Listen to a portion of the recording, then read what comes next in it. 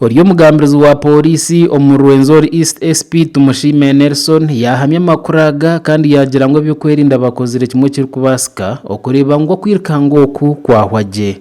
As security we are set to ensure that the function becomes successful.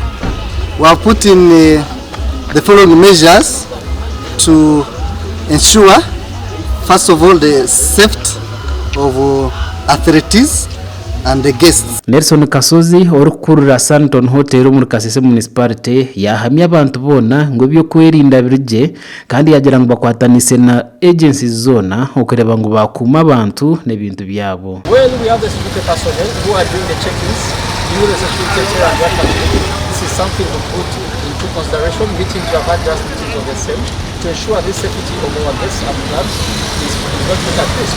So we are sure that 100% was achieved. Kesa Amos oriyo mwirikangiranganwa kandi oriyo mumba kutebekanisa marathon egi yagira ngo amahanga garukika 38 hamwe n'abagenyi bakwika omutwaro gumwe kuruga heru ya Uganda bahikiro muri Kasese. Groups from Kenya, Tanzania and the rest of the world all on their way coming here. There are lots of Americans that have arrived.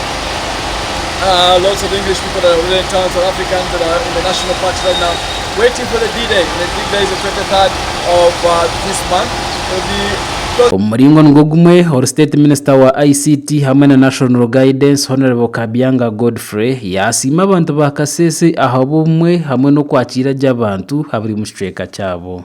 I'd like to thank the people of Kasese for ensuring the town is clean and for the hospitality they have shown our guests. I'd also like to thank the guests who have come from 34 countries now and to come and participate in this marathon.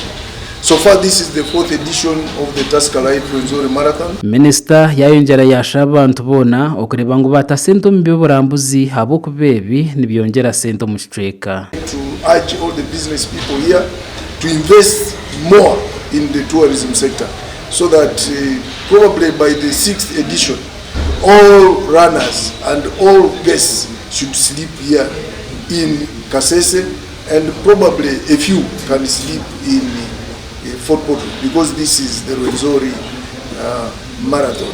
Gasha kwa Arnito Godwin Bwambare muri Kasese.